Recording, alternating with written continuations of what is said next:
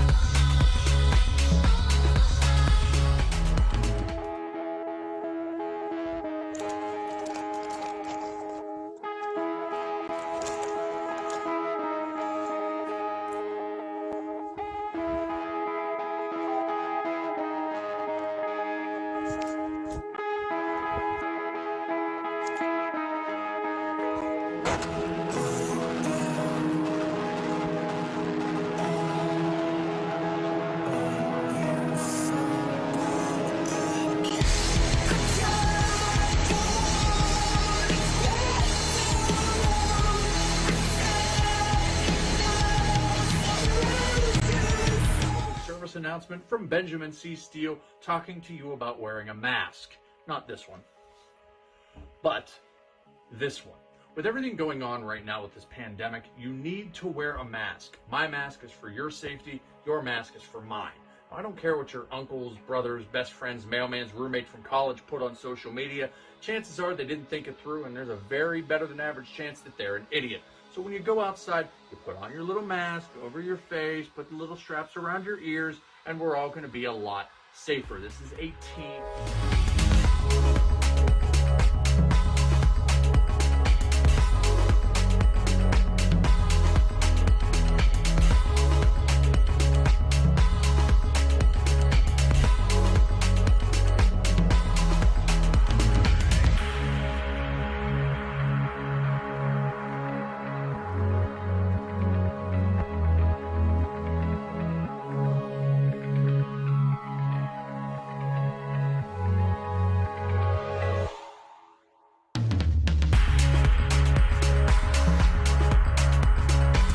Parental discretion is advised.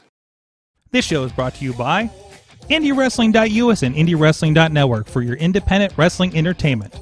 Slice on Broadway, supporting Pittsburgh podcasting with the perfect pepperoni pizza. Just Pro Wrestling News Podcast. No filler, no pop-ups. Production services by Sidekick Media Services. And listeners like you, supporting us at patreon.com/Wrestling Mayhem Show.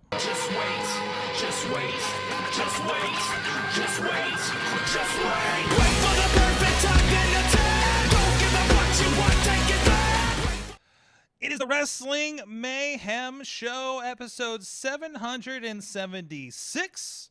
I'm Mike Sorg at Sorgatron on the Twitter. Here in the Sorgatron Media Studios in Pittsburgh, Pennsylvania. The window is open. The drunks are going to be walking by making funny faces because they haven't seen us a light on in this studio for a year and a half.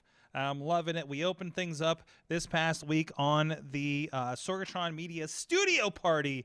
We threw open the blinds, and the show was happening, and we had a great, hour and a half conversation. It was, we had our friend Jim from Fishing Without Bait in here with us. We had Ronnie Starks was in studio to have warm pizza for a change. Yeah, we do get it before the awesome cast. Chess Flexor was here. He brought some Stone Cold IPAs. That was fantastic. I still got one left in the fridge for a rainy day.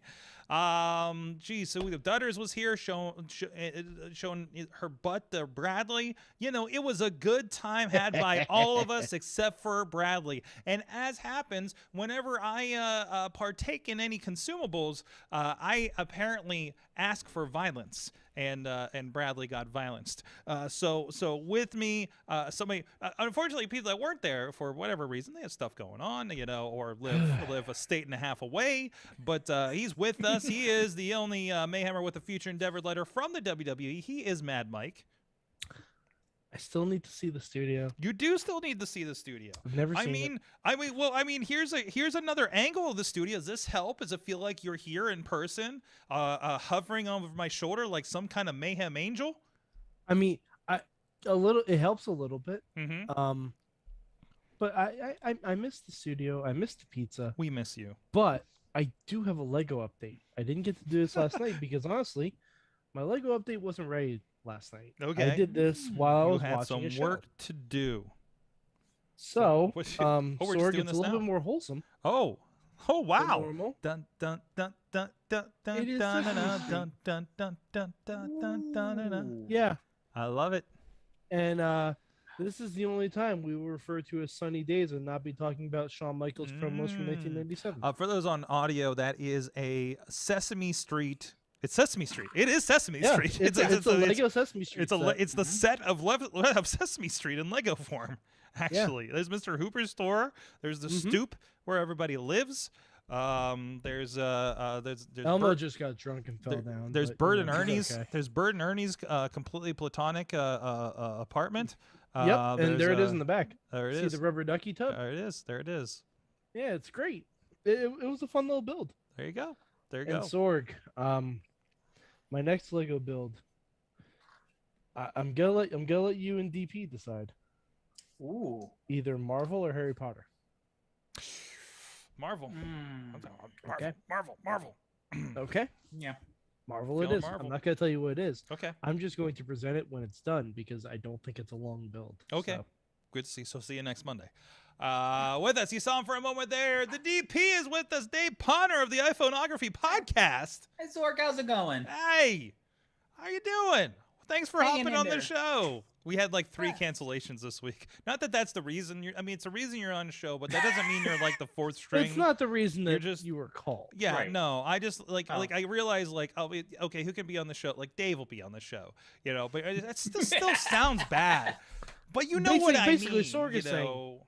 When we're in a pinch Li- and we need someone well- to really pound it home, I'm in the We Mayhem always go Friend for show. that good I'm in the Mayhem Friend show. Yes. I'm always there, dependable, Who can I ask? accessible. I have no life. I Who don't. can I ask within an hour of the show that would be ready to go and Oh. prepared and not have to have any AV problems? That's somebody with the iPhoneography podcast, Dave Podnar, Exactly. whose wife, by the way, is also a media mogul because she's in Las Vegas at a conference where she sells. How do you describe it again, Podnar? Well, it's $5 jewelry. $5 jewelry. $5 jewelry. I don't know if you want me to mention the brand or not. I don't wanna care. get in As trouble. long as it helps her sell some stuff, Okay, go yeah. for it, man. Okay. It's paparazzi jewelry. It's Okay. $5 jewelry. She goes and has 3 nights a week. She goes live on Facebook Live, selling jewelry for an hour and a half to 2 hours at a pop. So she's doing 4.5 to 6 hours a week live on Facebook. Plus, originally it says sometimes popping up. I This feel is- like there's an opportunity here for us to get DJ Lunchbox to create a new telemarketer character for jewelry and have him join her. Well, DJ Lunchbox has been partaking in developing pins that Oh, could well, see, go there we go. along with this. Oh my God, he uh, can be her Don I believe West. I'm sorry off the top of my head, Coffee Finch, I think it is. That sounds right. Coffee Finch. That sounds I got about my right. pins. I got to see Chachi's pins. They're pretty nice. They hold on. Let me see if I can pull them up real quick. So if you wonder what DJ Lunchbox is doing, I don't even know if he's moved yet. I think he was supposed to be going somewhere else. I can't find it. Okay, we'll find it later. But anyway, some good stuff that he's got to go. DJ Lunchbox on Twitter. Ask him what the pin thing is. So it's actually probably on his Twitter now. I look at it. AEW should have saved Nick Gage when they go to Philly. Oh, okay. Yeah. You know what? They might have something bigger for that. Gotcha. Gage. Jeez, why did I read that weird? Gage. Anyways, Yeah. You know that Nicholas Gage. yes, That guy. yes. Mhm. This is the Wrestling Mayhem Show. Please go check out everything at WrestlingMayhemShow.com. Hit us up at that email address. Good times. Good times at WrestlingMayhemShow.com. Did we harmonize? I think you guys We did. That's some Zoom Nice. harmonize action there. I just updated this thing. That must have added the harmonize tool. It'd be great if it detected singing and Zoom just went into auto tune for everybody. I was gonna say, Yeah, that'd be nice. That'd That'd be great. There's gotta be a way of auto tune us. 412-206-WMS0 on your phone device if you would like to harmonize to us in voicemail form, and we will definitely play it on the show for good or evil. Please call us when you're drunk. Tweet us at Mayhem Show on the Twitter, Wrestling Mayhem Show Facebook page and group. A lot of great chatter going on over there in the Wrestling Mayhem Show group. I love, and we'll mention the story later, but I love when we post something from Ring of Honor and somebody from the faction says you're welcome in our group. That's the kind of stuff that's happening. So, and also we are live here every Tuesday at 9 p.m. Eastern Time here in Sorgatron Media Studios. And also we are on the Wrestling Mayhem Show Facebook page, as well as the Wrestling Mayhem Show YouTube page and the Sorgatron Media Twitter. Not Twitter, Twitch, although the links are on Twitter. We do share that here at the beginning of the night. And also we are thankful to the Patreon supporters at patreon.com/Wrestling Mayhem Show. Thank you to our Patreons, Bo Diggity, Woo! As well as Ed Berg, Team Hammer Fist, and at the Poppy Club, Dave Podnar. Kind of cut out there. And OccupyProWrestling.com. My friends at the Pizza Club level, Doc Remedy, Kyle Turner, the Riz of Riz Plays Games at Bobby F. J. Town. The F is for fuck. And our manager level, Bradley Ruthers and Tina Keys. Thank you so much for supporting the show, helping keep the servers rolling, and helping keep the lights on here in the studio that people can see us in. Hello, Taco Stand. And so let's get into. We talked about a little bit of everything last night on the Monday Mayhem Warriors, of course. But I wanted to get into, because there's a smattering of interesting movements, let's say, over here. So first of all, and let me get a tweet out here.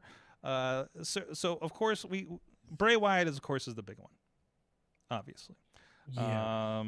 To which I shared a tweet today that of Evil Uno trying to convince Colt Cabana to let I think to let Ric Flair actually lead the leader of the Dark Order. Yes, to lead the Dark Order, because why not? I don't. The Dark Order had difficulty keeping up with Hangman in terms of drinking. Oh. I don't think that's gonna work out for them. Yeah, but then you got Hangman and Rick. You mean just so they have each other to go off of, and Dark Order would do their own thing then? Yes, I mean, I just see the two at the bar, and this Dark Order is just passed out all around them. I just can't wait for the Horseman versus Elite match. It's gonna happen now. But you saw what I forget which member of FTR tweeted out, but it was them, Arn, and Tully given the Horseman symbol. Yeah, of course. Man, I'm glad they've given AEW this opportunity to collect all of the Horsemen. Well, we actually talked about last night. Gotta catch them all. Gotta catch them all. Woo! Well, we gotta catch them all. Gotta catch them all. Last night we talked about the idea of Sting as a former Horseman as well. So we got at least 4 of them over there. Yeah. So we have a lot of opportunity going on. So Ric Flair, of course, asked for his release. And I love Tina's sentiment on the post in the Wrestling Mayhem Show group was, okay, now this is getting ridiculous. So yes, it is a little bit, isn't it? So we have Bray. He's out in the wind somewhere. Now, I'm curious. Did you see from earlier today the tweet from everyone's favorite part-time former women's champion? I fucking hate it. From Rhonda. Oh, she's tweeting for 2 now. Yep, she's saying to paraphrase, well, I heard the chants for Bray, but they were also the ones who were chanting for Beast Balls during your match when you were wrestling. For what? Oh, beach balls. For Beast Balls. Yeah. First of all, I don't remember anyone during any Bray Wyatt match chanting for beach balls. Oh, does Ronda have opinions now? About professional wrestling. Oh, that's interesting. And I responded to Ronda because because you do. Yes. Because hey, I'm trying to get blocked by her. I feel like it'd be funny. Life goals. Add to my list. Mm-hmm. But I told her, I'm like, I was unaware that the fans were the ones who booked Bray Wyatt to lose every single WrestleMania match he's had and to lose to Goldberg in Saudi Arabia. I was unaware we did that. Boy, that's a brainless move from us. Like, seriously. And have him lose at this last one due to a Jack in the Box distraction. But you know what? If they were going somewhere with that, with the Alexa thing, and she was going to try to transfer the powers to someone else, I could see a beginning of that storyline happening. I could see that, like, maybe take away the demonic powers from Bray Wyatt completely, and he can be back to the Swamp Man. You know what I mean? Like, transfer it to like a Karrion Kross maybe, or a Damian Priest, or someone like that. Or hell, even he was still there at the time, Aleister Black. Like, I don't. There were potential opportunities for storylines there. I don't think we're long for Alexa Bliss as this character. I really don't. I mean, I think it's going to be hard to get rid of it. Yeah. I mean, you're going to have to explain her way back to normal human being after seeing Lily do basically the Undertaker sit-up. I think we're over it. I mean, screen. it's an iteration of an iteration. It's not an evolution of this thing. It's and she's and that's Alexa Bliss is knocking this thing out of the park every chance she gets, right? But it just feels so weird and out of place, and nothing, like, she's wrestled like 2 times. I don't know. I don't know if anybody cares anymore about this part. Right? And it also is just like in the middle of all this blah. Well, see, here's the thing though.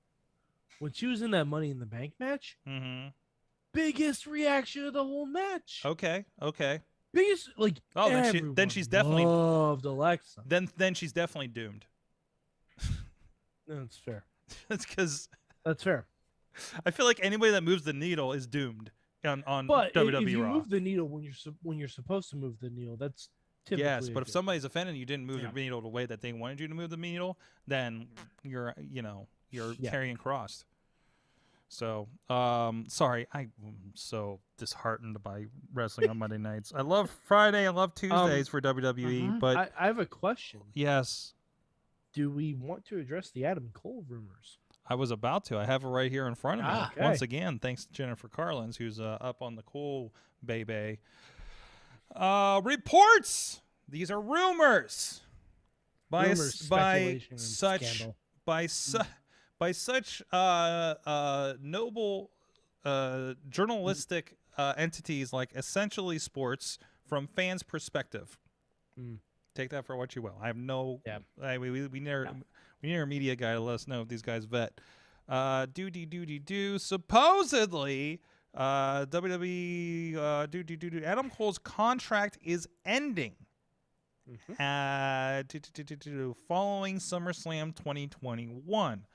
He's not necessarily being released, but it is set to expire. It is possible that it is ended. This is not. Nobody knows. Perhaps he intends to re-sign it. Maybe he's negotiating more. But if it will expire, and he would have 30 days per the usual NXT clauses before popping up on another promotion, or you would think, or maybe he's just. I was gonna say, if his contract is expiring, supposedly, was the clause still in there for expiring though? I don't know. Because I mean, I'm thinking that's impossible because if it's expiring, you're no longer under contract, and they have no legal way to say. But if the but if the contract says a 30-day no compete even in expiration, then it has a 30-day no compete expiration. Well, okay, that's fair. I mean, that's if it's in the contract, it's in the contract. Also, is it in the contract? Because remember, Who did they have to Alistair ask if somebody walked away without any Alistair. 30-day clause? Alistair? Alistair Black. What happened with Alistair was, Malachi. Since I'm Tommy End, if you're in Tommy End, if you're in LA, I don't know. But basically, they didn't transfer his NXT 30-day to a main roster 90-day non-compete. Oh, yes. So he got a 30-day instead of the 90. Exactly. And nobody noticed. No one noticed. And supposedly, in that story, they were saying they thought they had Adam Cole through the end of the year. Mm-hmm. And they were like, oh, wait a minute. And supposedly, he's already expired. He only did an extension to get to SummerSlam. Did they let the lawyers go as part of their office cleanse? Because, like, it seems these are all clerical errors that are happening. So... What are we doing? Basic legal stuff especially for a large corporation like this. So, I mean, for a multinational, corporation like this, and we're like, oops, we forgot to cross a T on this thing. Yeah. But I don't know. Maybe Adam Cole will be going other places. Maybe not. Oh. What? Due to Kyle O'Reilly's vicious attack from last week, Adam Cole is not medically cleared to compete. A tweet 4 seconds ago from WWE. Oh. Okay. Oh boy. Okay. Now, oh boy. What are we setting up now?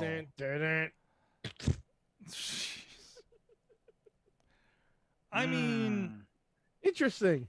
I mean, Adam Cole, but let's be honest. Adam Cole can go anywhere and be just fine. Oh yeah. All right. I'm not worried about it. I'm gonna present a hot take. Hot take?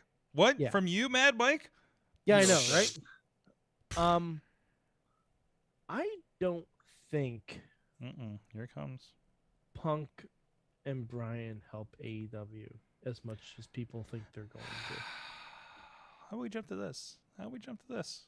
Because I saw a lot, like I got into an argument with Adam Cole going to AEW too, and then I'm like, if Cole thinks he's going to be as pushed as well as he is in NXT in AEW with all these people coming in, AEW, I hate to say it, can't manage their own talent outside of maybe 10 to 12 people.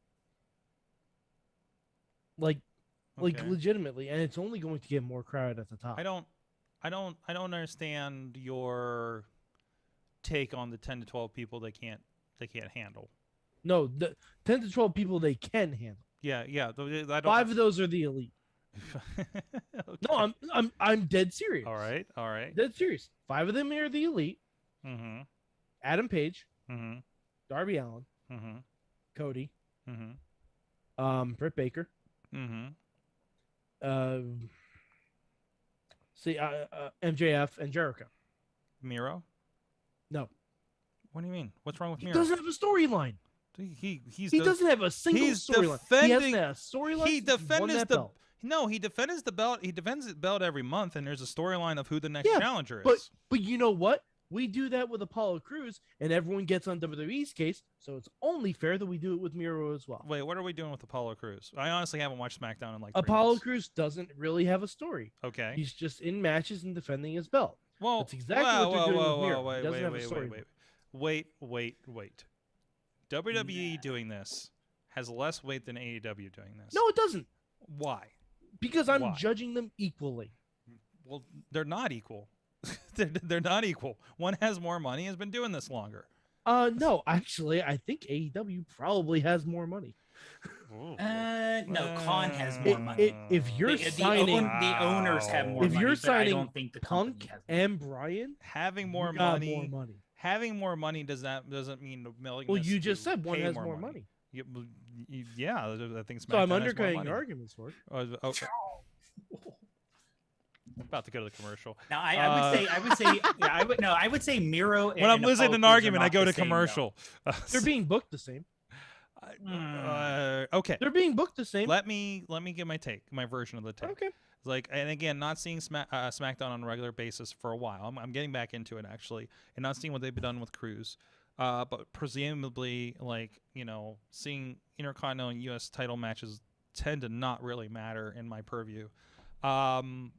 Generally, just all around. Like, I keep forgetting Sheamus is a damn champion, right? Well, and Sheamus was injured for a and I while, like so- Sheamus. Yeah, but even when he was active, right? But same with Nakamura as Intercontinental Champion and everything. Like Biggie was the most exciting, but that's been an issue for a while with them. And who do they defend against? Like people that are always on that level, right? Versus when we look at the TNT Championship, who was the last one he defended against? Darby, who was on TV every week and was given multiple no, storylines. no. Darby was the one he won it from. He defended against somebody else recently. Was it Pillman? No. It might have been Pillman. I think it was Pillman, actually. The fact that none of us know illustrates my point. Listen. What did I say last week? The reason I podcast for 16 years because I don't remember what happened last week. Okay, But none of us know. Sorry. Okay, well, you're not a person that's going to be, and Dave just wants to know if it's 9:30 for his women's match. No, so if I'm no, making this point, I would. It's the fact that I don't know who it was. okay, that aside, but you're getting that. You're getting Lee Johnson. Lee Johnson? Yes. Yeah. Coming up here. So it's introducing people into this. It's elevating new talent to have great matches, even if they don't beat the unbeatable Miro because of God and his flexible But there's life. no story. What do you mean there's no story? The story is somebody's gunning for the belt. What do you want? I Yeah, want to be introduced to Lee Johnson on Dynamite. I don't know who the fuck this person Well, you is. get a great package from the stuff that he's been doing the last 3 weeks on Dark. So, I Well, mean, but Sorg, it's the disconnect. okay. There is a disconnect. I and feel they more don't address connected on Dynamite to the characters than I do on Raw every week, okay? Like this is just a difference of opinion, and please hit me up if you're on the same side, on either side in the chat room too. But there's plenty of room to grow things, and then Dynamite is your main event showcase, Mike. You know, I mean, But Sorg, I ain't watching Jacked in Velocity. okay. I'm not. No, like you can't just. What if something worthwhile is happening on Jacked in Velocity? What if Kane is I'm getting not Vince watching McMahon it, coffee Sorg. on Heat, Sorg, just like in at least- 1998? The least they can do is show me, like you said, a minute package. Like, hey, Yeah. Lee Johnson's been doing a lot of stuff on these shows. Okay, well Because maybe they will. They're not I don't giving know. me a reason to care about the match. Okay. Because to me, it just looks like Miro's getting a tomato can to beat up. Are you a fan of Miro beating people up?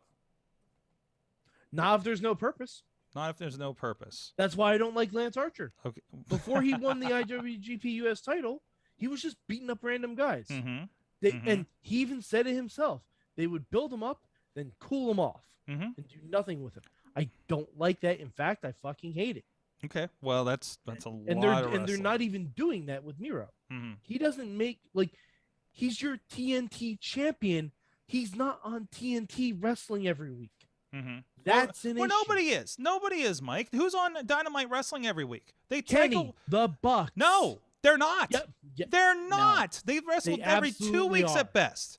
Every They 2 weeks at best. absolutely are. They're on the show to do whatever and run in or something like I that. guarantee if I look up Kenny Omega on Cage Match or Matt Jackson on Cage Match, they've had matches for at least 3 of the past 4 Dynamites. They did a 10-man tag, and then they did a setup for the 10-man tag the week before. I can tell you that right off the bat. Before that, I can't tell you off the top of my head. But right I don't there, think... that's 2 weeks that Miro didn't wrestle. Okay, well, Your secondary champion. now wait a minute. Wow. Now, whoa! You want a champion that defends every week, or you want it to be I special want a champion that's on and defends that's on once a wrestling. week? He doesn't have to No, Once a wrestle. month. no, I don't think him being wrestling every week. That's when we get You to de- the It devalue him. that it's only a 2-hour show. Yes. Honestly, for now They pack a lot in for a 2-hour I'm show. only counting the TV show. Yes. I'm not counting the YouTube stuff. For only having a 2-hour TV show, I don't want to see everyone every week. No. I really don't. It feels like we do. To me, it feels like You really don't. we man. see the same 10 to 12 people. No. every week. No, you don't. You don't. I No, can not tell the you 10, you don't. 12. I watch because it if every you- week, because and I if you know only you saw don't. 10 to 12, that's all you would ever see. Yeah, It really feels like you it, didn't though. have the same people Yeah. between Fighter Fest week 1 and week 2. No, Right? No. You had people In on fact, there- The only thing you had was the was Jericho. yeah. Yeah, I mean, even that was that week to week. Yeah, he beat the first guy and went to the second one, didn't he? It feels like it Mhm. because, like, you tell me Miro's having a title defense. Great, I love watching Miro. Who's he up Mhm. against? Big Shy Lee Johnson. I don't know who the fuck that is. Mhm. I've Mhm. never seen him on Dynamite before. Okay, I'll Like- say this. like, I you- would he's love been to on see- Dynamite. He has been on Dynamite. No, but I- Sorg, when was the last time? And it wasn't in a battle royal because I guarantee It wasn't in a was. battle royal. He had a singles match for sure. But he has been on it. So I mean, he's as much as anybody else. So No, not as much as anyone else, Sorg. okay. I As much as swear to anybody you, else on his the last level. time he was on Dynamite was in June, Okay, and and he's on That's the not first week good of enough. August. That's not good enough. no, When's the last time Chris Statlander was on there? When's the last time Red Velvet was on there? When's the last time? yeah. So, and you're Nyla- mentioning women, Nyla which Rose. again is a problem in AEW. Well, I don't know. I had 3 great matches and on Red Velvet Elevation. has had like 3 I matches on had Dynamite. I had 3 great matches that I enjoyed of women's wrestling Monday night on Elevation. So now here's the problem though. Here's the problem. Now, do you count the YouTube shows as part, not necessarily of canon? I don't want to say it that way, but do we say, well, this is AEW TV Dynamite, Mhm. 2 hours, or do we Mhm. say, well, we also have to consider the expanded universe of AEW? No, it's- Because if we have to consider the expanded universe, it needs to be mentioned on TV. That's all I'm asking for. well, I mean, you get all the results every week on Dynamite. Sorg, Yeah, no the- one reads those bottom thirds. No, Listen, no, because no, you have don't a pay production- attention have to a thing that four- you see have every week on a 4-minute program. recap. Just because, That's all I'm asking for. You need to have That's a 4 all minute. I'm asking for. You need to have a 4-minute a recap 4-minute recap of the of out of 2 hours. If you're gonna push that's people 4 from the hours damn is show, a lot of then time in yeah. a 2-hour primetime show, man. Yeah. Yes, if you're gonna push someone to a mid-card title shot, someone that we haven't seen on TV since June, you need to let new fans know, especially since they're getting higher numbers, you need to let new fans know who this person is. Okay. I don't think that's wrong. Okay. I mean, we all complained that, like I said, we all complained when WWE would pull stuff like, oh, they did it for their women's division too. When they had more women before they let a whole bunch of people go for the women's tag titles. Mhm. It's like, oh, all of a sudden they're going for the tag titles. Why? Well, they had matches on, the main event Mhm. that no one ever watches, which I know the AEW YouTube, they get a lot better viewership than WWE's non-TV stuff, but still you need literally have, A video package, yeah, something. when let's say Miro's out, you could easily have verbally, have Excalibur say, oh, by the way, on AEW Dark Elevation, we had a match between this and this, and it looks like they may be gunning for Miro's title coming up. And if you want to keep it out, you want to keep an eye out for AEW Dark Elevation I for these think that- matches that'll matter on TV. Or God forbid, have Miro and Big Shotty Lee Johnson actually have a conversation on TV. Or just interview Lee Johnson. Mhm. Say, hey, you have a big match against Miro last week because you've been climbing the ranks on Dark and Elevation. Yes. Just interview him. Let me know who So- this fucking person is. So 'Cause you can give me we don't a know. lineup of 10 guys in AEW and tell me to point out Big Shotty Lee Johnson. It will take me at least 4 times. We don't know what they're going to do tomorrow. We'll see what they do tomorrow in this presentation. But tomorrow for is this. the title match. Tomorrow is the title match. Yes. You need to do it beforehand. That's called promoting. And I mean, they promoted they told you about the match when they talked about the matches last week for the next week. Yeah, but they don't. So You need to promote the challenger. promote the You know challenger. who Miro is. Okay. Like, Okay. I don't know who Big Shotty Lee Johnson is. Okay.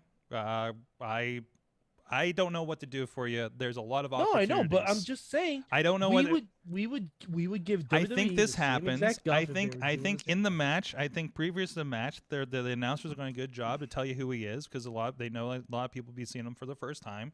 I don't know. We got another at least hour of television every week to be plugging these guys in. We'll see what that looks like. Yeah. Who knows? But in the meantime, what I do know is you can go check out wrestling that doesn't make Mike angry over at indiewrestling.us.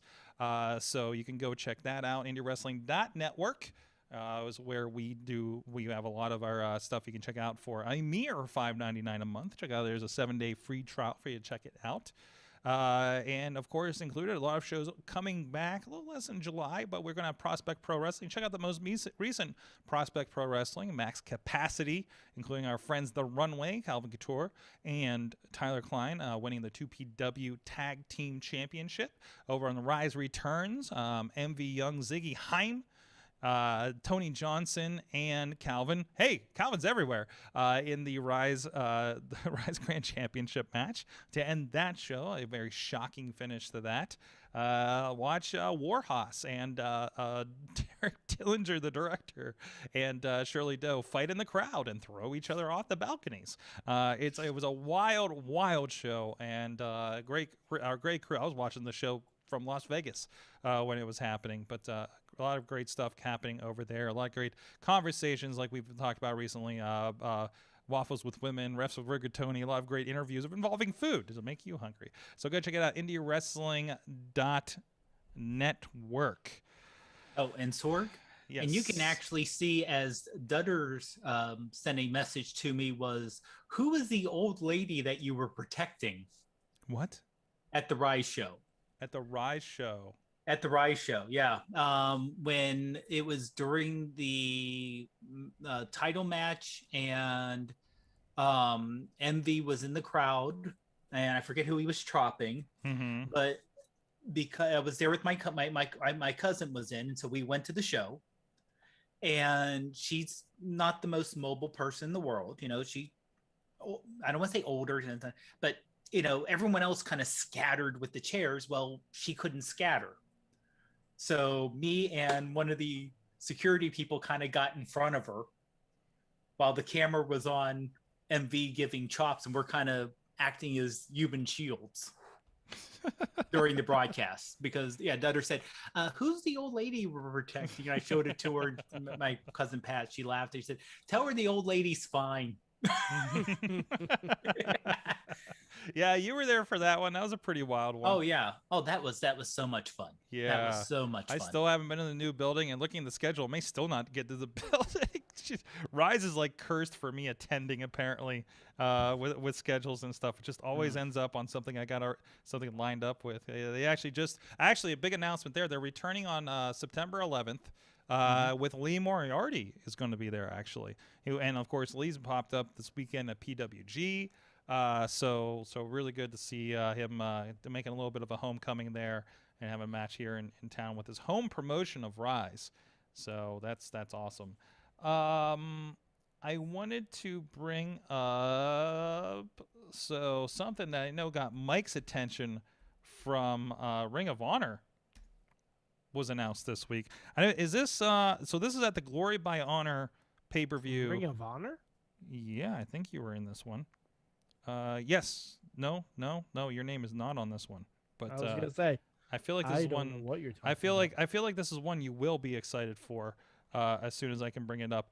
So announced Shane Taylor Promotions in the six-man tag team champions. Okay. They are going to take out the reformed Incoherence. That's Delirious, Hallowicked, and help me.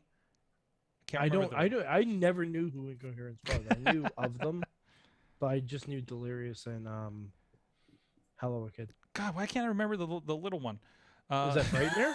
Frightmare, yeah, that's it. Okay, It. all right. Thank you. Because I did know. Yeah. So, a good Ring of Honor / Actually, I don't know if Incoherence was ever in Ring of Honor. Incoherence was pretty much Chikara. Yeah, right? that was a Chikara thing. So I mean, we've seen all of them out here in Pittsburgh, in promotions. But looking forward to that one. Of course, I'm going to be freaking on the road that weekend when all these cool wrestling shows are happening. I've determined the Monday after SummerSlam, I'm taking Monday off because I'm going to be in Chicago and Cleveland Saturday and Sunday. There's no chance I'm going to check out SummerSlam, NXT. Are you just going to be Ring of Honor randomly training CM Punk? What's that? Are you just going to be randomly training CM Punk at Passersby? Yes, well, I'll be in Chicago, so I think it's going to happen anyways. Who knows? He may show up for all we know. But anyway, oh jeez, if they got freaking CM Punk out there, I know nothing. I have no. You're gonna need more cameras. I don't. I'm excited by some of the people I know coming. As it is, Jay White's going to be there taking on Sam Adonis, so Pittsburgh connection there. Yeah.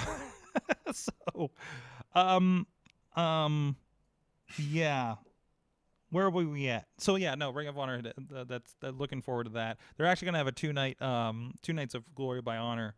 And is that happening? Did I see? Is that happening in Florida? Actually, I don't know, but we'll check on that. So I'm glad to see we're returning our super weekends of wrestling here, going on, and I think.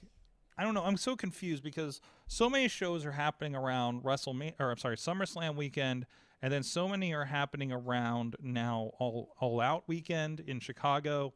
So I'm having trouble tracking which one is glomming onto which big event now. So, Sorry, this is why Matt Collins needs to update his big board. well, he's got the calendar at least. He's definitely been doing that, and I think that's also in our group here. Have you seen these? This is handy. The calendars are good. The calendars are real handy, and I just loaded the Adam Cole article again for some reason. But at the beginning of the month, with whatever knowledge we have at that time of big events happening, he's been doing these calendars on Just Pro Wrestling News. So like things like AEW's homecoming event, the two of the Rampages have been announced as far as like the premiere and the first dance show. Triple Mania is on here. SummerSlam. What was it? Impact Emergence.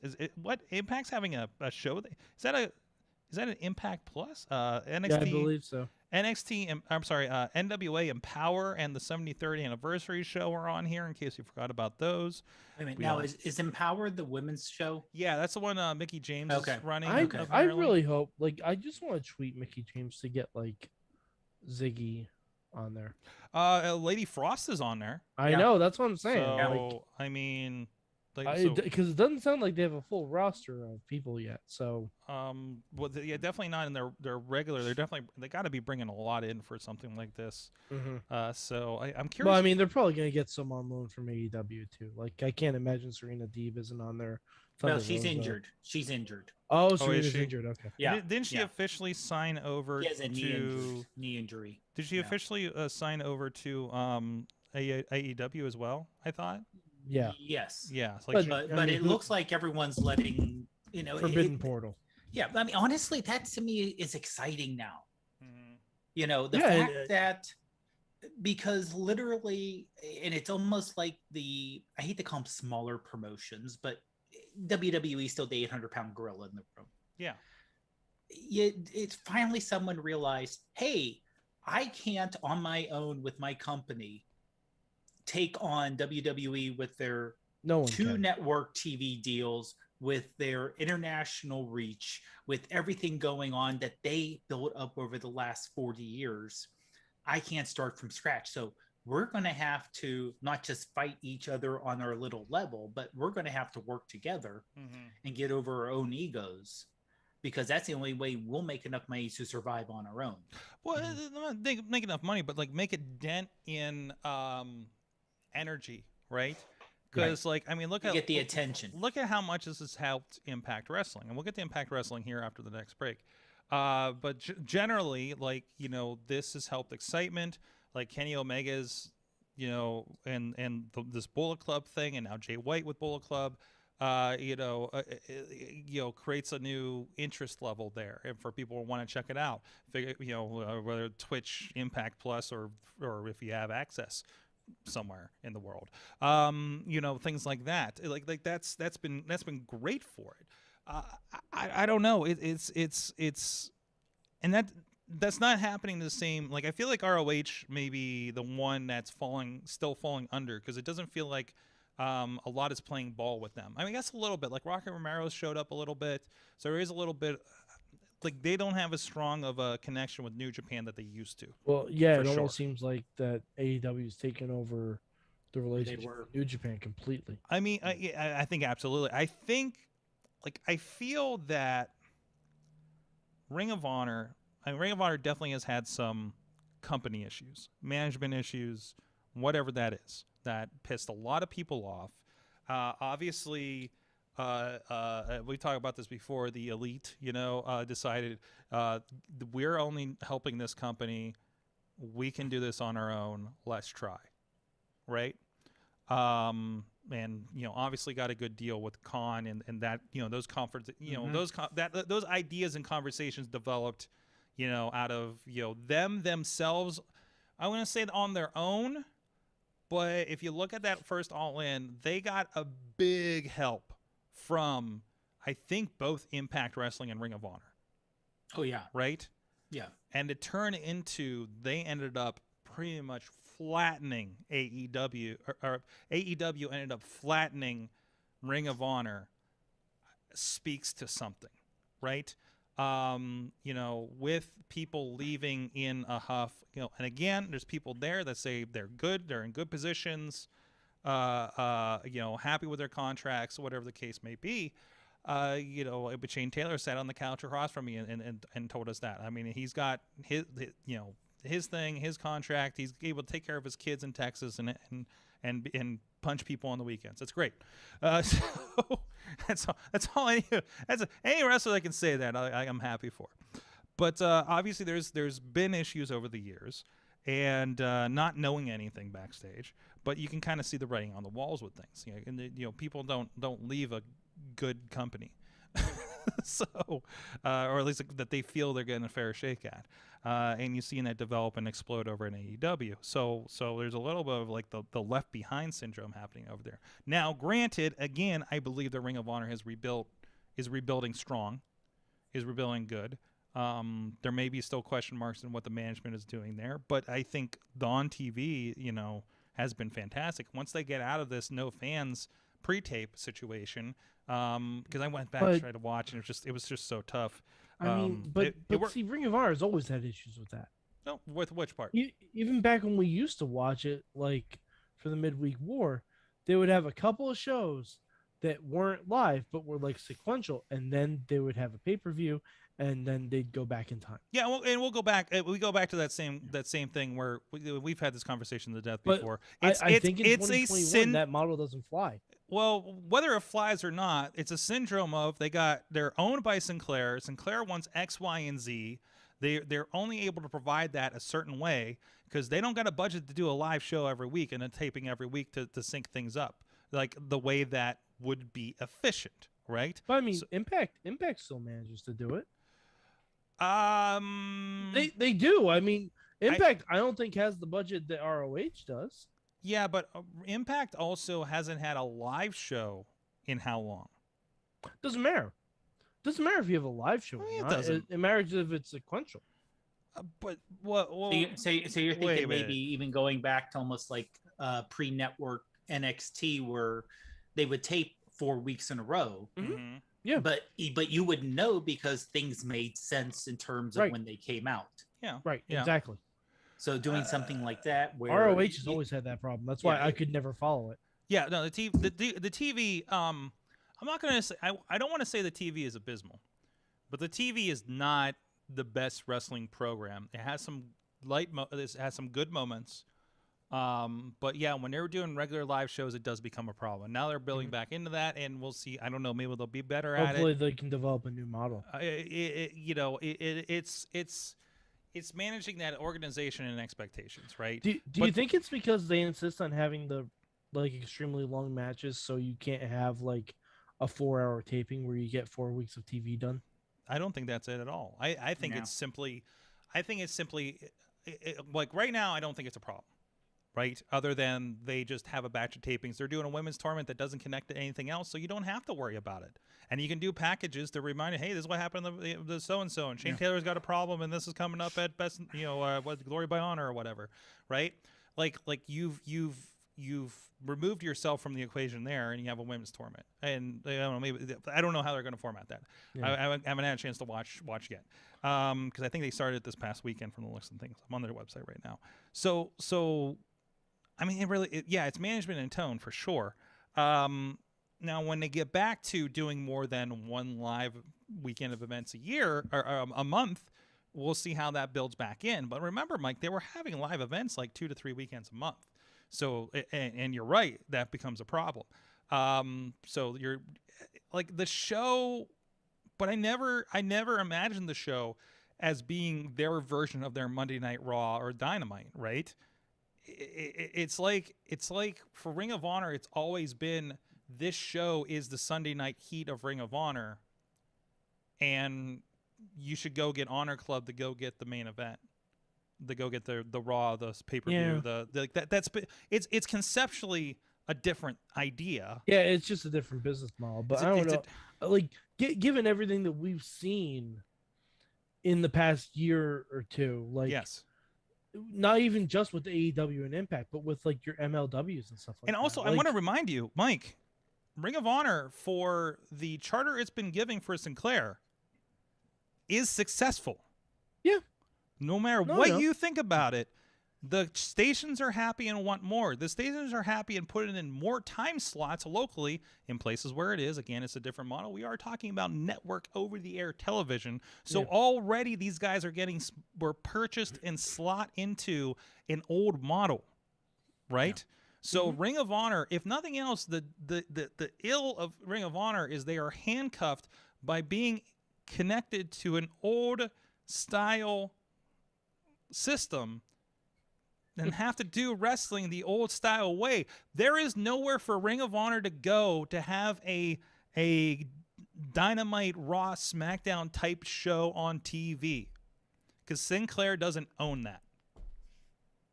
And it's like if WCW well, but not TV though. I mean, it's still, but I mean, not TV. They're doing YouTube now. You still run into the issue that like AEW wanted to make their main shows their YouTube shows. What? Well, no, I mean, like Ring of Honor, where it seems like, like I said, they're on the weekend. I know locally in Pittsburgh, they're like 5 p.m. on Saturday. Mm-hmm.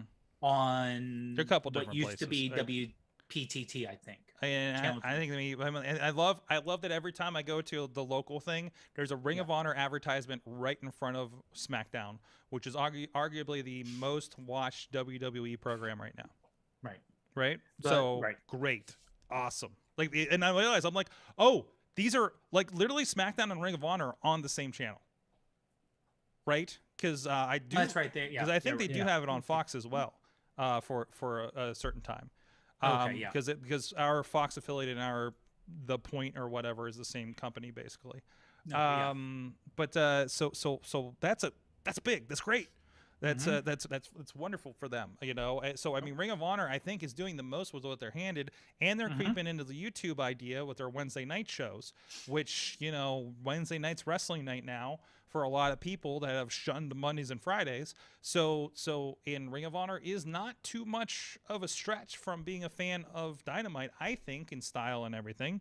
So MLW is doing the same thing with a 7 o'clock show on Wednesday nights on YouTube. So I think they're, with the model they're getting, with the tools they're given, I think Ring of Honor does very, very well. Okay, and have something to be invested in right now. And one thing I did like a lot was in terms of their YouTube show when they were introduced before the women's tournament, but just introducing the women.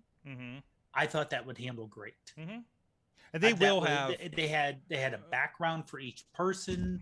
They had a story, so they had a feeling for what they were like.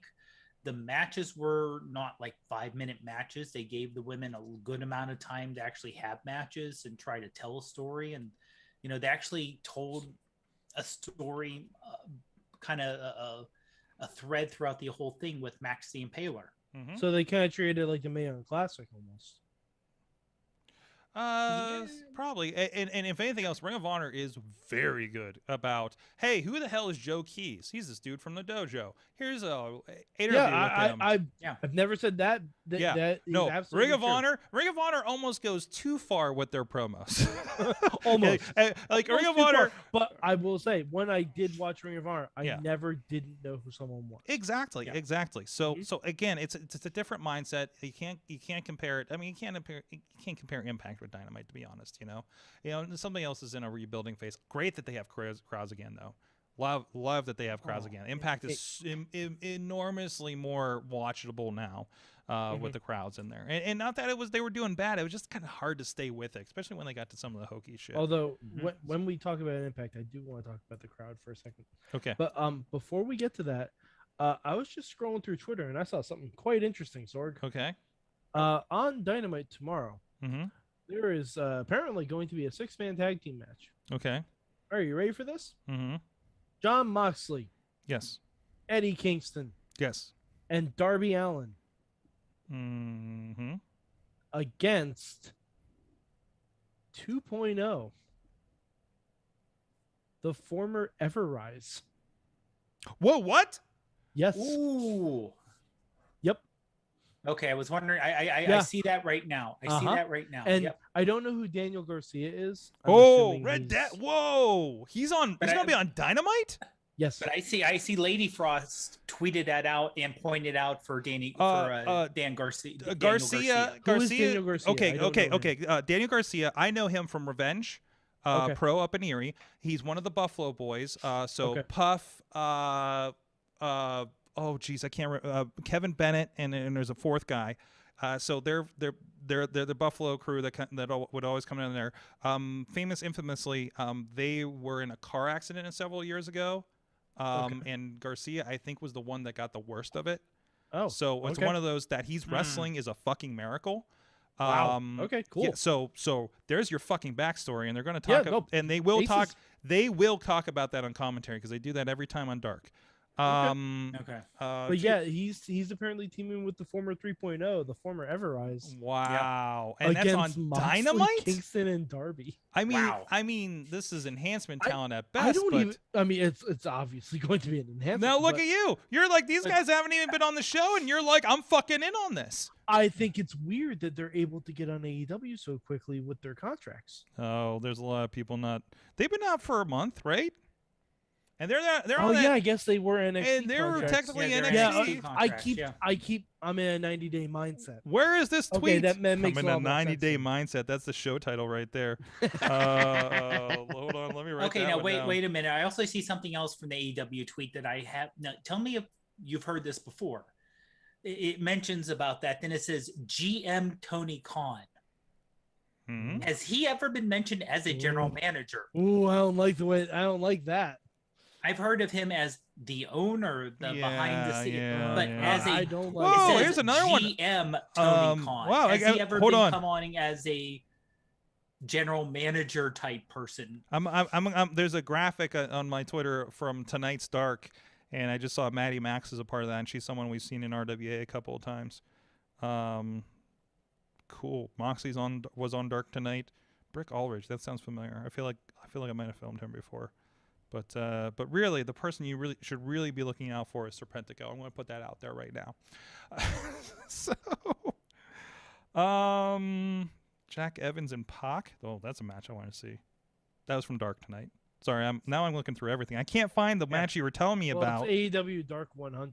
Yes, yeah. Oh, it's an hour and a half. Dark. It's I'm looking forward to that while I edit this show. Oh wait, here it is. It's a promo.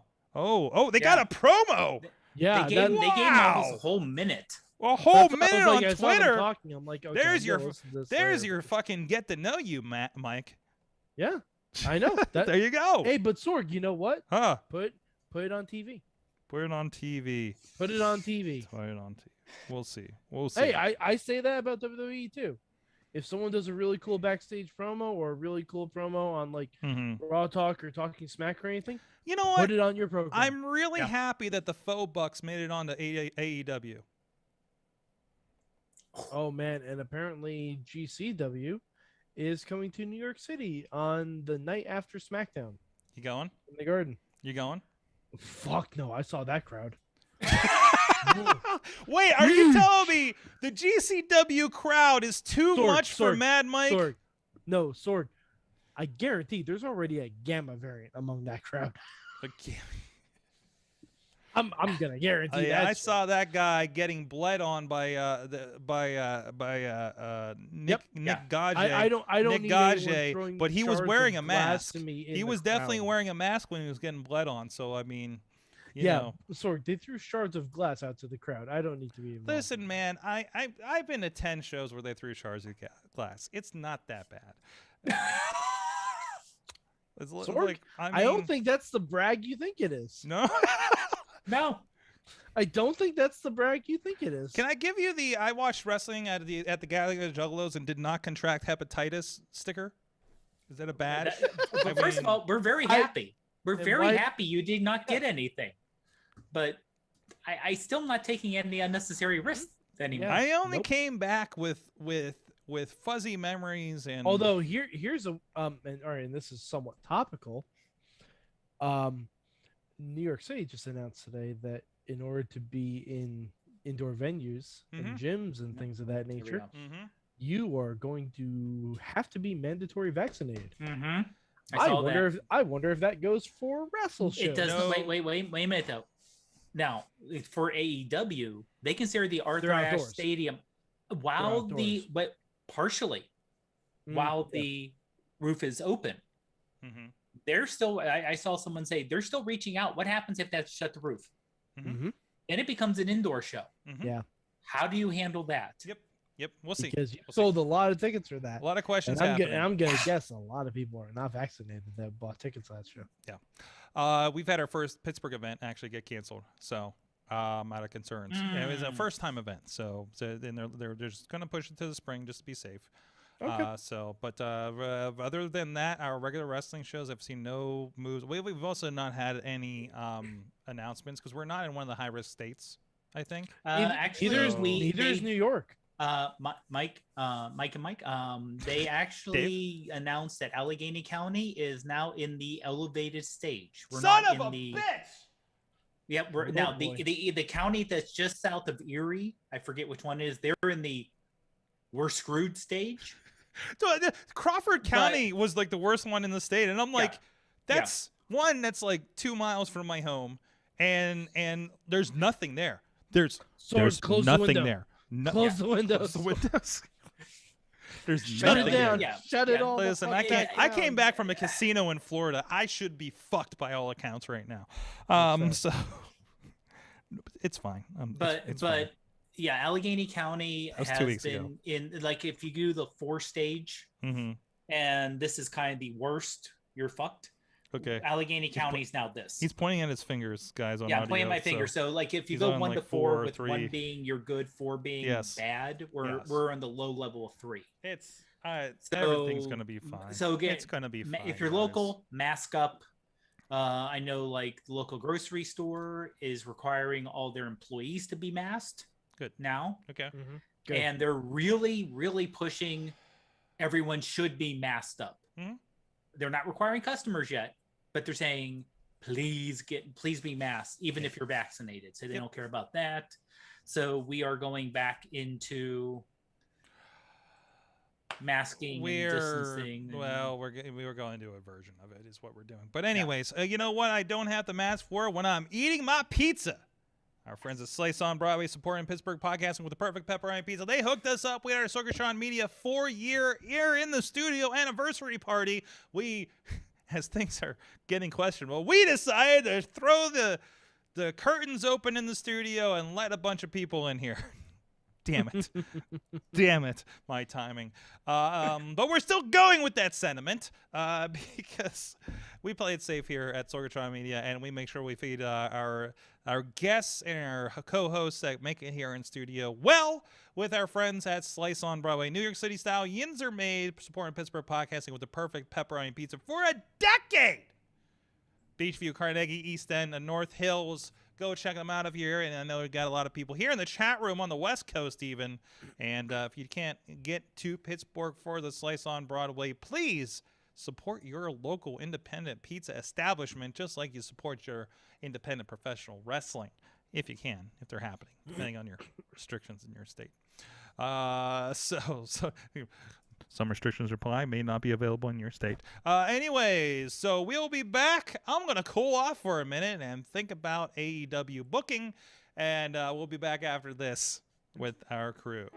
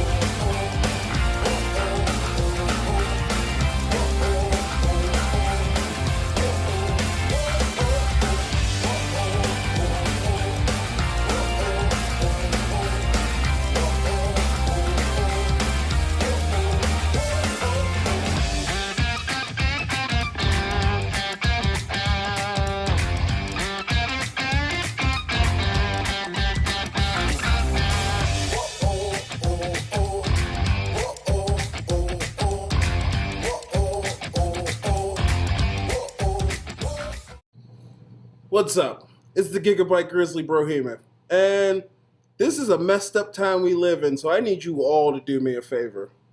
Wear your mask. Like this, not like this, or like this, or like this, like this. Wear your mask. It's for your safety and mine. Because if I see you without one, I'm going to pump kick a mask onto your face. Got it?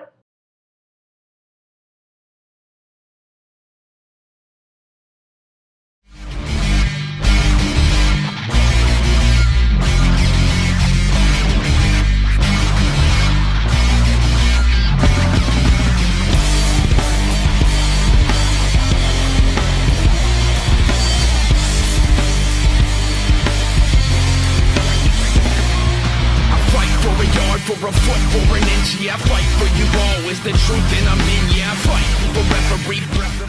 The world of pro wrestling, it's bigger than ever. So how can you possibly keep up with everything that's happening? Just pro wrestling news. Don't fear falling behind. Give us just 5 minutes every morning and we'll catch you up on the biggest news in the world of pro wrestling. No filler, no rumors, no spoilers, no pop-ups. Just pro wrestling news. Subscribe on your favorite podcast app or tell your smart speaker to play the Just Pro Wrestling News podcast. Find out more. Go to justprowrestlingnews.com.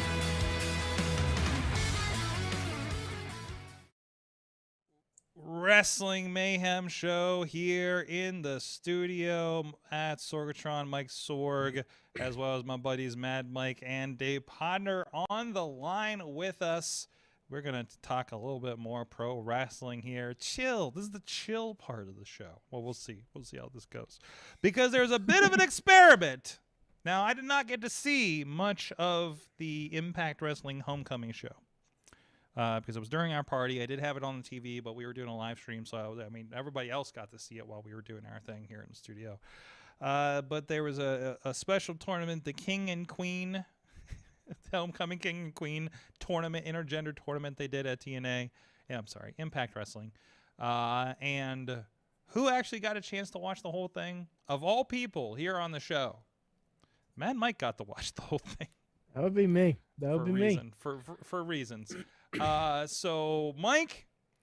Well, all right. The reason I watch the show is I've wanted wrestling to do something like this for years. Mm-hmm. Like wrestling in general. Given the stance we've seen on intergender wrestling in WWE recently, and even in AEW, I'm like, I knew they weren't going to do it, even though, in AEW and in WWE, very could have easily done it like over the past couple of years. But I saw a promo for this, and I'm like, oh, now don't ask me how I saw the promo because, as you know, Impact Wrestling has blocked me on Twitter. But I think I saw Jordan Grace tweeting about it and her teaming with Petey Williams. I'm like, oh, okay, that's something I'm immediately interested in.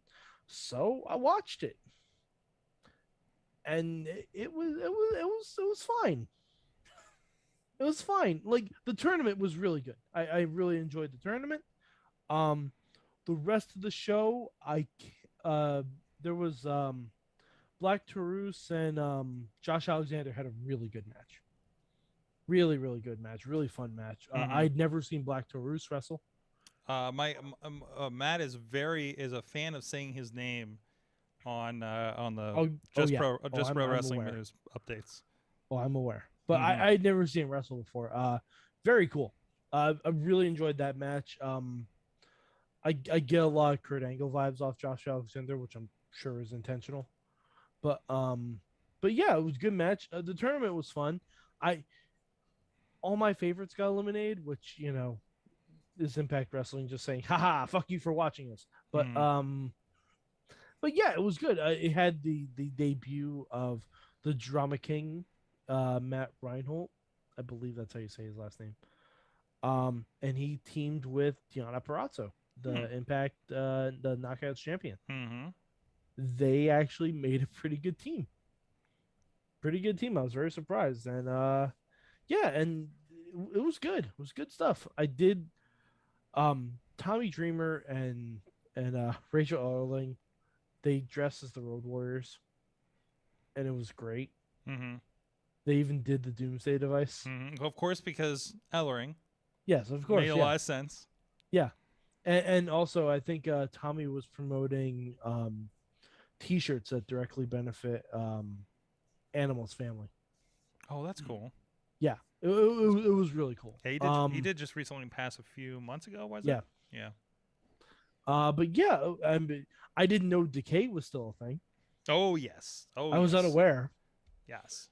But yeah, I saw. All right, now I have a question for you, Sorg. You're a regular viewer of Impact, more or less. More or less. I get most of my updates from Just Pro Wrestling News. Right, but now I have a question. They said Crazy Steve was blind. Oh, dude, Crazy! You haven't seen his glasses. He's blind. Okay, legitimately. Okay, dude, he's I blind. wasn't sure if this was a he's blind. thing, No, he's blind as fuck. Okay, because Matt Striker started making Daredevil references, and I'm like, wait, have I really missed something with Crazy Steve? Listen, man, when Gory was first supposed to have a match with him, he's just like, I don't know how it's gonna go. Dude's like supposed to be really blind. So, and I did see Crazy Steve walk in, did not realize it was him. Because I would imagine it'd be kind of hard to without the makeup. Without the makeup, and plus, like, dude has like thick glasses, like crazy. Oh, like Coke bottles. Like, yes. Okay. Cool dude, nice guy, great matches. Love filming him, and we get to actually in 2 weeks here, in under 2 weeks here at RWA, because they'll be returning with Gory and him are tag champions, and probably taking on Sons of Liberty. I think I'm not entirely sure. But I think that's what was in the text. But that's cool. But also Cody Deaner and J-Rock for the RWA title, and Red Velvet will be there as well. So it's going to be a fun night. But anyways, always a good part of that. And Deaner I like too. I'll be interested to see him in this. Yeah, he had a good match with fuck, who did he wrestle? I can't remember that. He didn't get Eddie Edwards, did he? No, Eddie Edwards wrestled W. Morrissey, who I believe got injured out of that. So fuck, who the fuck did Deaner wrestle? Now it's gonna bother me. That's okay. Well, we can look it up again. So I what you see, like, and I do while I don't watch the program every week, I do much like with Ring of Honor. I'm going to watch the pay-per-views with Impact Wrestling. I want to watch these Impact Plus tapings and things like that. I don't feel it necessary to watch their week-to-week program, if that makes sense. Okay. Like, I can catch the highlights on YouTube and see what I want to see. There's a lot of hokey. Like, I don't care about Caleb with a K, and unfortunately Tennille Dashwood, because I don't think they're doing anything interesting. Deaner wrestled Willie Mack. Willie Mack. Well, I'm like, I know who it is. There I you know go. I'm a fan of that But person. yeah, like if Willie Mack's doing something I want to see, and or whatever the case may be, like I'm in for that, right? Or okay, what is Jay White doing? Okay, what's Kenny Omega doing over here, right? I want to keep up on those kinds of things. What are the Good Brothers doing? You know, was there anything else? Like I'll get it out of bits like that. But it's just the program is not appointment viewing like a Dynamite or a NXT might be, right? And it's not a terrible slight on them. And maybe it will become as fans come back and they get a little more energy. But it's still much like Ring of Honor feels like kind of a slighted show because of the format. Like I feel like and I feel like Ring of Honor's always had that problem. I feel like Impact is, ever since they went Anthem and started doing these tapings, like the vibe hasn't been there, like from day one of that transition, right? I have to say, D'Lo's trying his best. Mm-hmm. It's not as good as they want it to be.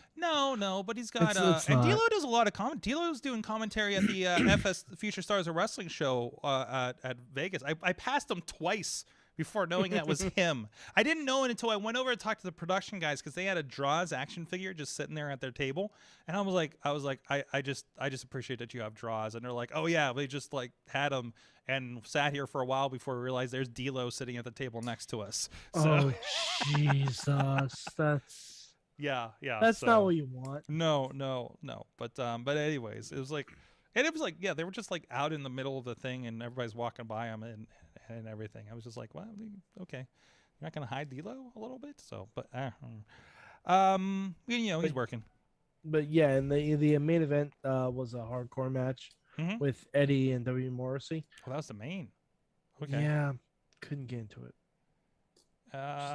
Just couldn't. Like Eddie's good. It's Eddie, always been a struggle. Like this is a me thing. Yeah. Back when I used to call him and Davey Kicky and Punchy. Mm-hmm. It's a struggle for me to get into an Eddie Edwards match. And Cass, I hope he does well in Impact, but not feeling it yet. He needs to stop taking. I don't know.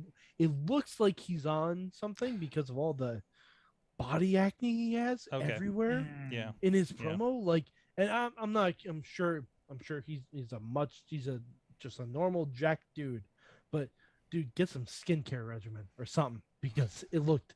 He cut a promo. It looked fucking terrible. I don't have any. It looked like he had hives. Like it was just bad. So you're getting a Snitsky vibe. Oh, exactly. That's exactly it. Very much Snitsky, only on the front.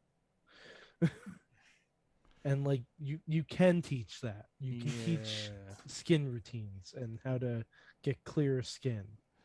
But he was the main event of he can't teach that. Yeah, I don't know the deal. I don't know the answer to that one. But you know, I'm not a bodybuilder type that would have to deal with that. But if you want to see it for the tournament was great, and I want to see Jordan Grace and Zack Ryder in a one-on-one match. Jeez, yes. Like I said, I looked up at the party and I'm just like, is Deonna Purrazzo fighting Hernandez right now? Why, yes, she is. I also want to. All right, that was the match that opened the show, and I was like, okay, how are they going to do this? Because I didn't know how Impact really did intergender wrestling, and Hernandez tags in, and Matthew Reinhold, to his credit, like she went to go tag out, and he's like, no, you're the best, you can take him, and I was like, brava, like I'm like, okay, that's the way to do it. And it wasn't like that for every match. Some match you'd have like Fallah Bahh didn't want to wrestle women until he was provoked. But you know, but having a balance of that is good. That's what Lucha Underground used to do. Because there were like faces who didn't want to engage unless they were being provoked or anything like that. And then there were people who were like Chavo Guerrero taking a chair to Sexy Star, you know, like there's a give and take. And I will say Matt Striker on commentary was pleasant to hear. I enjoy Matt Striker, even though they showed him and he kind of looks like he's morphing into Don West which is weird. It's weird to say. Like either. Oh no, not Don West. Larry Zbyszko. Is it he? looks like he's morphing into a version of Larry Zbyszko. Okay. I don't know if I'm a fan of that, but it's just what I observed. Hey, Mike, I just tagged you in a tweet because apparently we're really stepping out of bounds because as you were talking to me about Impact and saying good things about Impact, the police have showed up. So we'll see how this goes. Wow. So wow. This pulled right up. So I told you should have closed the window, Sorg. I'm gonna just nonchalantly close this window again. And first night out, the cops have showed up. Okay. Anyways, boy, if I get a knock on my door, I'm just going to turn all the microphones up and see what happens. So I only put it on you guys for reactions. But anyways, no, this is what I'm saying. Like they've been having some good stuff on the Impact Plus tapings. Again, I'm I did buy one of their pay-per-views. This $40 for a pay-per-view is still a little much. But again, hopefully that vibe gets up and they've changed that up for me. God, there's a lot of good wrestling happening right now. I want to rewatch. Anyways. I'm going to say the SummerSlam and TakeOver cards look pretty stacked so far. I haven't seen any of this. I'm behind on my NXT. I only watched a little bit of last week's episode. Well, they did announce a match, and this isn't regarding NXT US. Mm-hmm. So this won't be a spoiler, but they announced Walter Dragunov for the takeover. Yeah. Nice. Give it the proper. I thought something was a little fishy when they because they were supposed to have the match a couple weeks ago, and then Walter had an injured hand, and I'm like, oh, they're saving it for takeover. Okay, okay, but yeah, like that. Karrion Kross definitely has a title match that should be quite interesting. So, do you want to know what the matches are, or go ahead. I mean, for okay. the show, for that show, sure. It's Joe and Karrion Kross. Okay. For the NXT title. Okay. And also, Dave's announced Raquel versus Dakota. It is, yeah. Yeah. Raquel versus Dakota for the women's title. Well, like that right there, I'm like, okay, yeah, sign me up. Well, I just figured out a way. Sorry, I did a little. So I did not realize I have access to a DVR. Oh, here we go, Sorg. So doing my method. No more waiting. Well, I didn't. So I share a cable subscription with my mother. And well, I pay for things. She logs in. We have cable. Like it's a mutual thing, right? So that's how I watch like Dynamite and Raw and stuff, and don't have to wait. And I've been getting perturbed because like I want to watch SmackDown like Saturday afternoon. It's not on the Fox app. It's not on Hulu yet. And then like NXT and Raw on Hulu are the truncated versions, like both of them, right? Yeah. So I discovered, not to be an ad here because I kind of hate these guys, but the Xfinity app is usually what I use. And I found this recording thing, and I'm like, wait, does this work? So I have SmackDown, Ring of Honor, and NXT on here now, and I don't have to wait for services, Peacock, whatever, to pop them up now. Their app is actually halfway decent, and it is a cloud. It's cloud DVR, yeah. So DVR, which is nice. That's pretty fantastic, and hopefully my mother doesn't notice, and sure it doesn't like. Oh, I get all this. Like, listen, I know when you watch Days of Our Lives because it says I have all the. I have recently watched is SmackDown, Days of Our Lives, and Mystery 101. Which I can almost... if you would add in 90 Day Fiancé, that would be kind of hard watching. I don't think she watches that, but I almost guarantee Mystery 101 is from the Hallmark Channel because that's she's watching Christmas movies when I was there a couple weekends ago because it's Christmas in July, of course. No, not Don Lemon. No, not that. Not the Olympics. Come on. But anyways, sorry. Tina says she didn't realize how short Matt Striker was compared to D'Lo. No, I get that. No, he's I mean, he's about Joe Dombrowski's size probably. Not that anybody knows other than me how tall Joe Dombrowski is. But anyways, you have a homework for us. I do actually. Okay, so it's a little topical because next week is Mayhem Show 777. Hmm. Now, when I think of 777, I think of slot machines, I think of Vegas, I think of gambling. So our homework next week is to go to the Peacock and to find Raw from October 7th, 2002. Now, I know what you're saying. Mad Mike, you're making us watch an episode of Raw for our homework. That's a whole 3 hours. You'd be wrong. This Raw is an hour and a half, and it's the Eric Bischoff era, and it's the first ever Raw Roulette live from Vegas. For Mayhem 777, we going Vegas, baby. Let's do it. Let's do it. Yes. Absolutely. I'm excited because normally with these homework assignments, I look up and see what's on the show. I ain't gonna look up shit. I ain't gonna look up shit. Nope. Because it's Raw in 2002. Shit was wild then. So I think I know of one thing that happens on the show, and I'm not even guaranteeing that's a real thing that happens. Man, I got 19 years ago. I got some memory berries about that era. Uh-huh. And I think I have one match in mind. I think so I'm just thinking about the era in general and about how it was just, oh, here's this guy, here's this guy, here's this guy. Like everybody was getting thrown in basically as they were starting to acquire them off of contracts from the old WCW, this right? is before John Cena. Oh boy. Yeah. This is before Randy Orton. Oh boy, there was a lot of member And berries Batista, there. before Batista, right? Yeah. Yep. Oh, speaking of which, I wanted to bring up my shirt. I usually don't wear this out, but I just felt very nostalgic today. Okay. This is Armageddon. I'm not going to say the year right off the bat, but I just want to say, like, you see the top one here is Undertaker, Edge, and Batista, and then the secondary match here for another title was Jericho and Randy Orton. Could you tell me what year this is based on who's on it? Because I feel like you could tell me any of 15 years, and this would be potentially topical as the double main event. Honestly, I couldn't have. You're right, but I mean, it could have been from mid 2000s to mid 2015ish. I know, right? I was gonna say, yeah. Well, maybe not 2015 necessarily, but it could have been from 2019. So that's true. Yeah, because of Edge. That's true. Edge was 2011. Edge was gone for a hot minute. So yeah. So I mean, I will give you one hint on this. It does co-branded Raw, SmackDown, and ECW. So, but it was in 2007.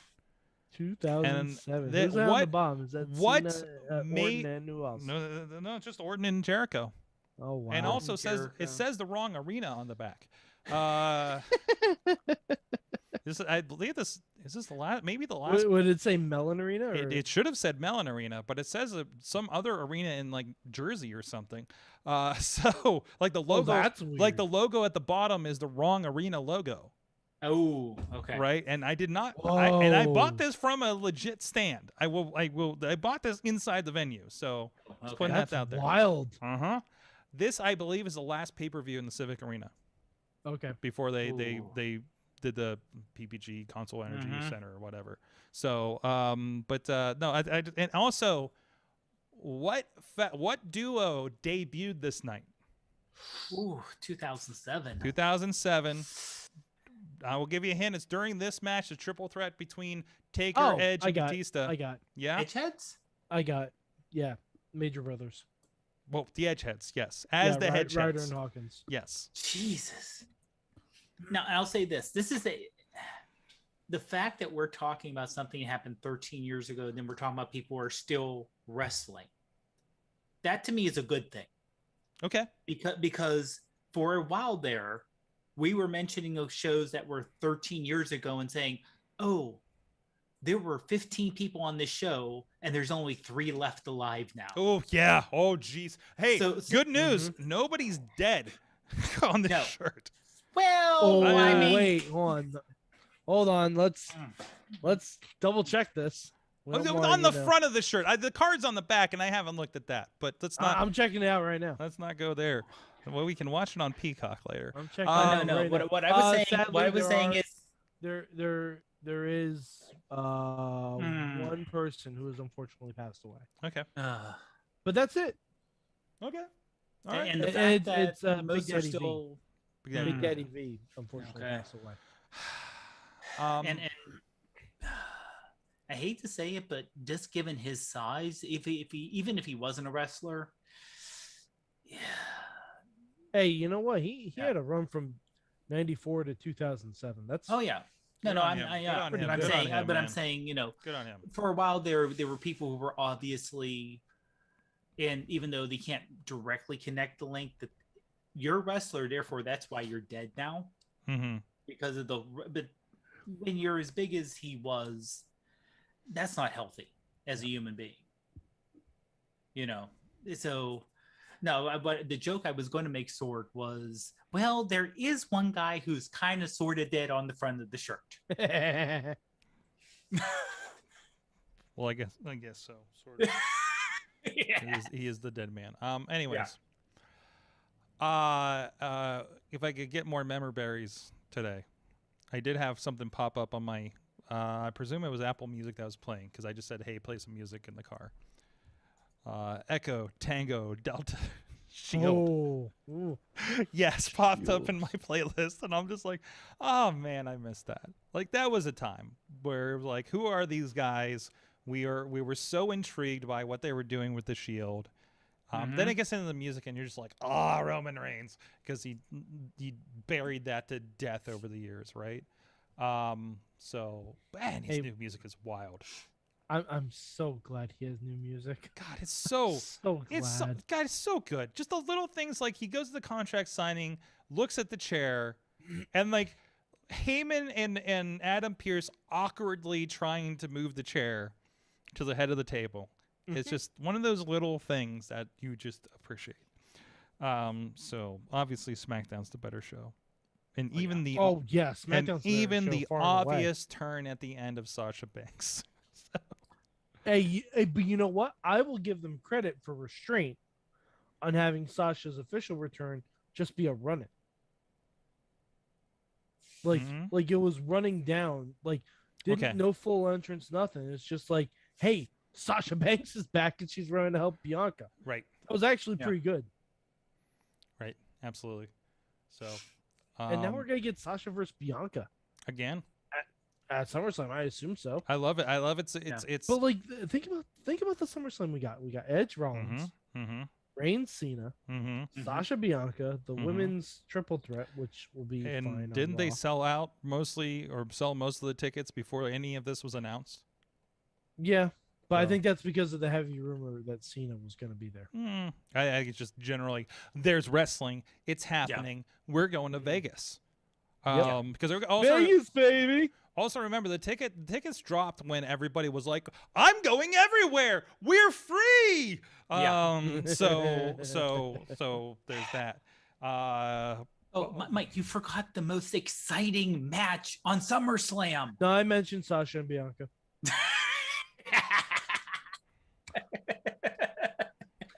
Yeah, I guess there's also a WWE title match too. And someone's bringing his son, who all of a sudden went from little scrawny kid to, wait, that was only 4 years ago?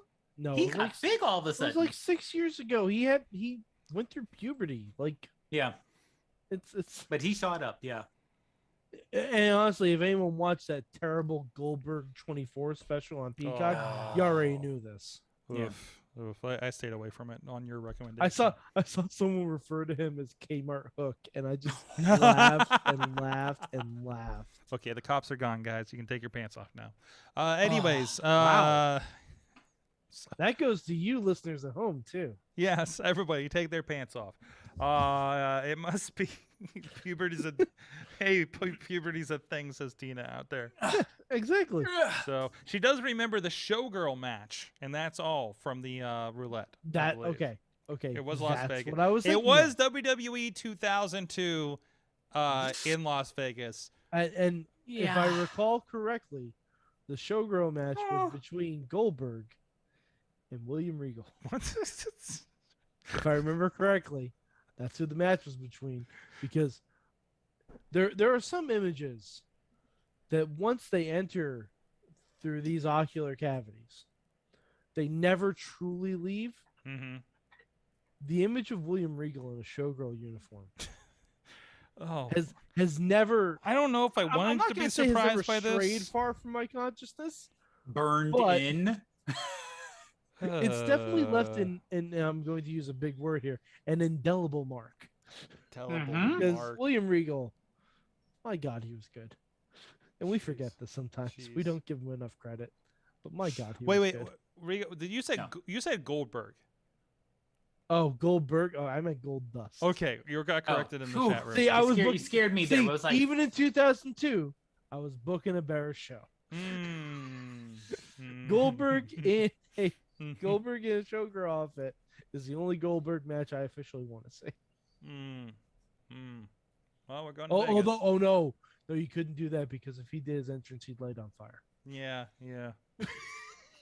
Dude, the showgirls just like walk down the street, like they do the ticket thing.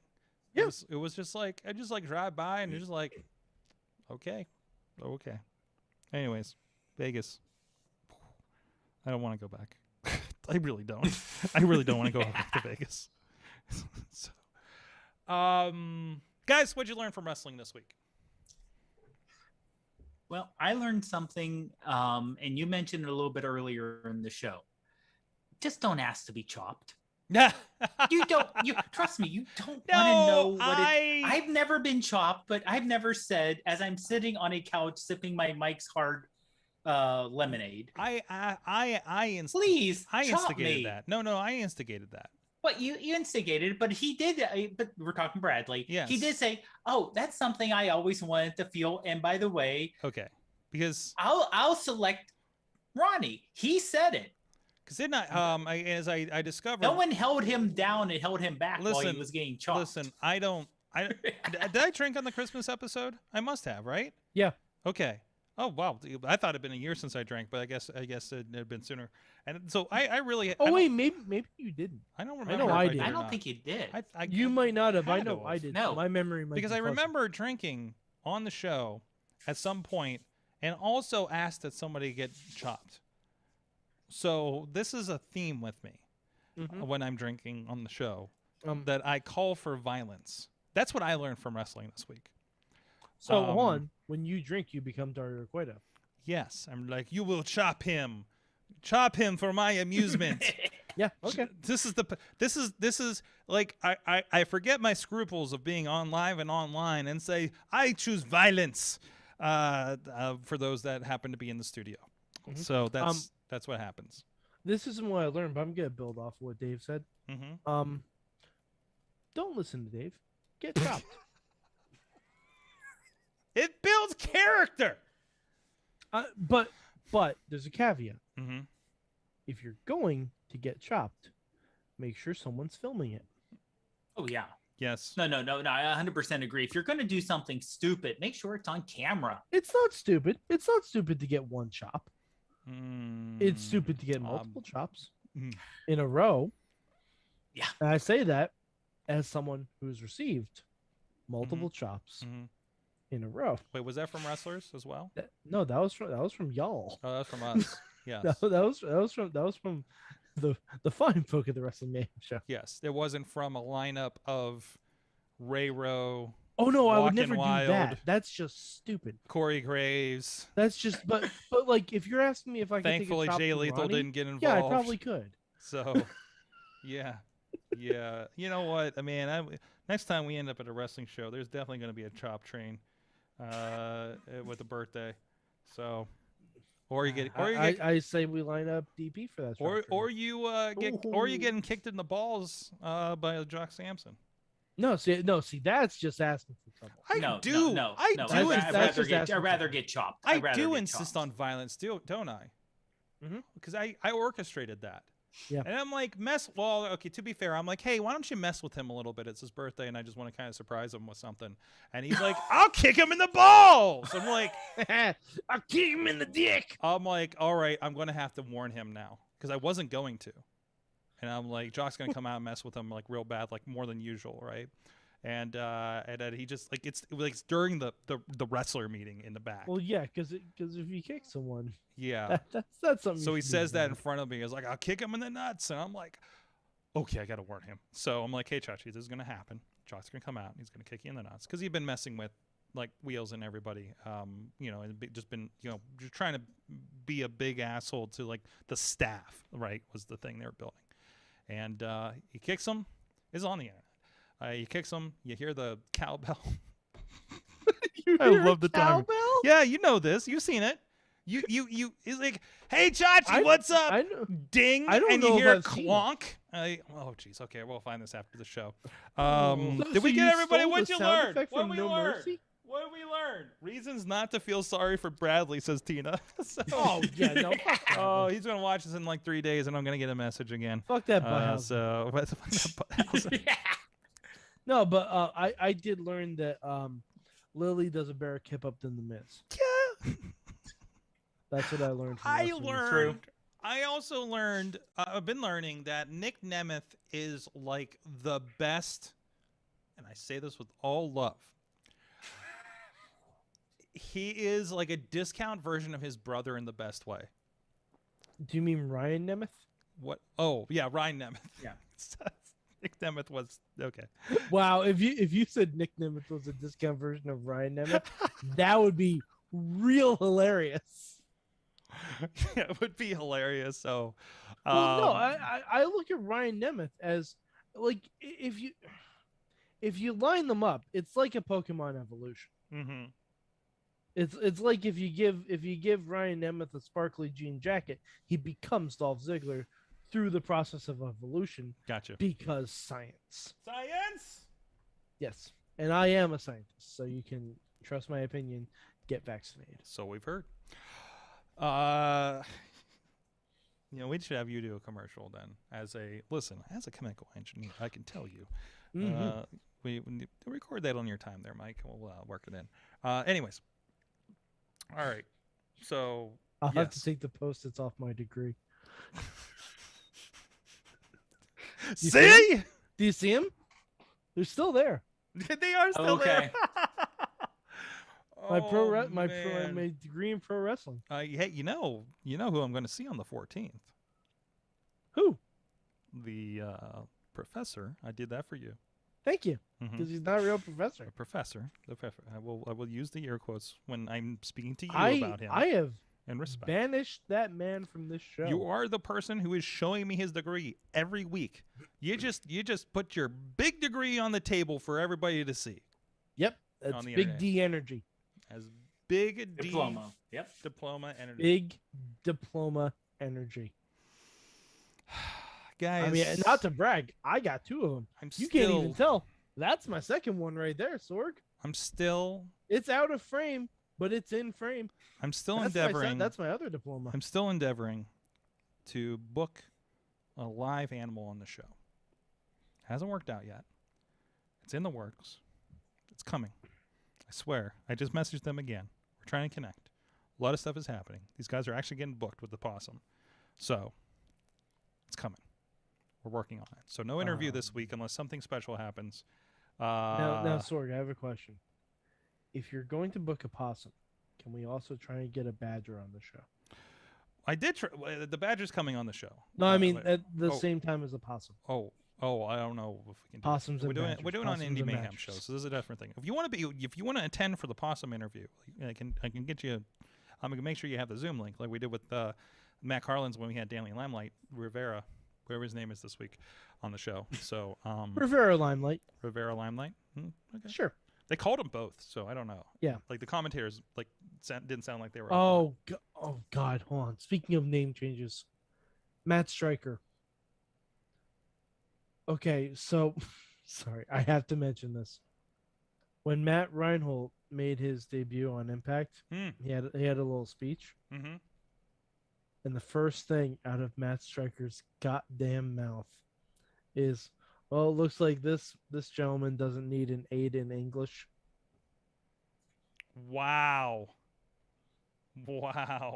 And I'm not gonna lie, it was the first match I almost turned the show off. I just sat there, I just shook my head, and I'm like, you sons of bitches. I almost turned the whole show off. Legitimately. I almost turned it off. I'm like, nope, gonna stick it out.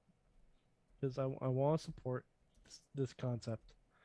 But man, I'm a guy who likes puns. That was terrible. That was terrible.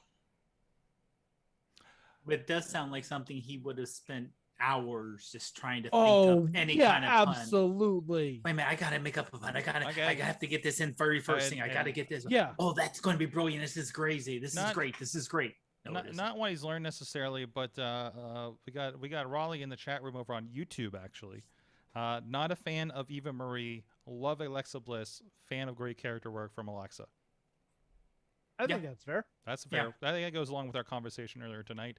So he snuck in there. So sorry if I didn't get you there earlier. Did he say snag a couple bears? Yeah, he wants you to book some bears. Book some bears? A bear country available? I don't know. I haven't done a reach out to see if we're allowed to do any media for AEW next week. So that needs to be discussed. Yeah, Sorg. So we'll see. Cool. I don't know. I got to talk to the news guy and see if there's anything we can do. We should try and get Britzberg on herself. I severely doubt it. I doubt that's going to happen since I'm not going to say that on air.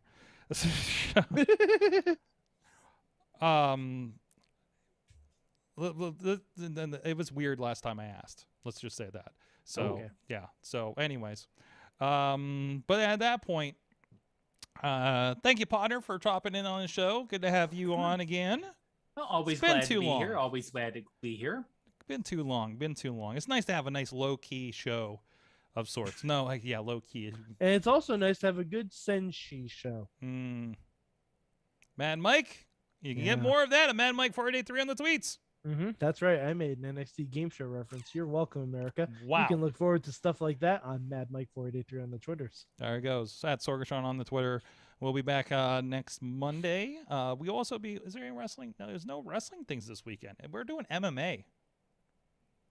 Yeah. Okay. Enjoy your week off, plebes. There it is. Yeah. There it is. Yeah, I don't think there's any wrestling in town this weekend. But Sorg, you do have an assignment to watch Suicide Squad, so we can talk about. Well, there's that. Yeah, we'll watch The Suicide Squad. I'll watch both of them. Both of them. With John Cena. John Cena and Miro. So there's the wrestling. There it is. Yeah, there we go. All right, guys. We'll see you next time. Mayhem out. Just wait. Just wait. Just wait. Just wait. Wait for the perfect time, then attack. Don't give up what you want, take it back. Wait for the perfect time, then attack. Do what you want. This show is a member of the Sorgatron Media Podcast Network. Find out more at sorgatronmedia.com.